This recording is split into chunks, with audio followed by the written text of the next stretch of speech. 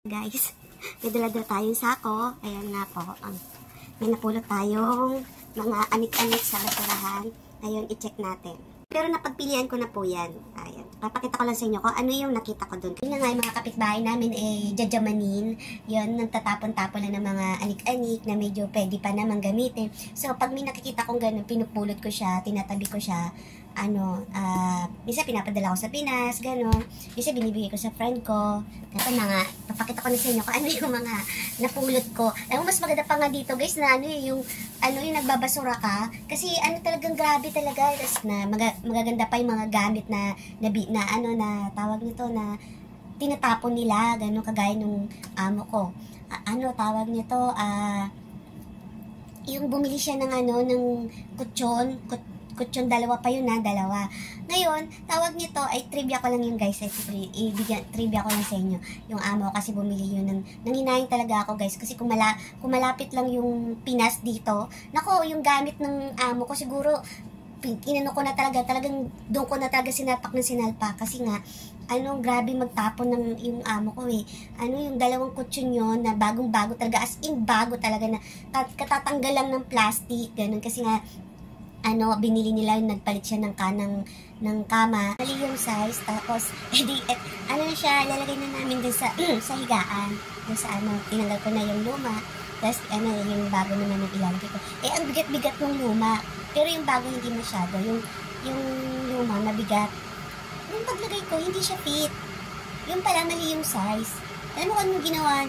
Dalawang kutsyon yun, guys, ginawa na lang doon, pinamigay na lang ng amo ko. Sayang, mahal-mahal pa naman nun, guys. Gratis ngayon, bumili na lang siya ulit na bago. Kaya ngayon, balik tayo doon sa napulot ko. Ito na nga, ito yung napulot ko doon sa basurahan. Kasi nga nagtapon ako kanina. So yun, binalikan ko siya kasi kanina nandito yung amo ko. Una, meron tayong nakita ko ng ganito. May dragon siya. Ayan. Ganda siya. Puzzle. Ayan. May puzzle siya. Santa Claus. Scrabble. Yun. Ayan, Scrabble. Ayan. Yung mga letter. Ayan. Ang pinakamaganda ay may nakuha akong laruan. Ayan. Ganda niya, guys. Pulot ko siya. Ayan. Ayan. Ganda. Siya na, hindi ko alam kung umaangat lang ba siya o tawag nito, nagta-transform. Saan ito? Ayan. Okay, di battery siya, guys, di battery. Ayan yung lagay ng battery niya. Ayan, next natin, di ba? Ito yung mga, ng mga bata. Ayan. Lagyan ng tali dito, tapos paanda rin, di ba? Hila-hila ng bata. Maganda kasi siya, malaki siya, guys.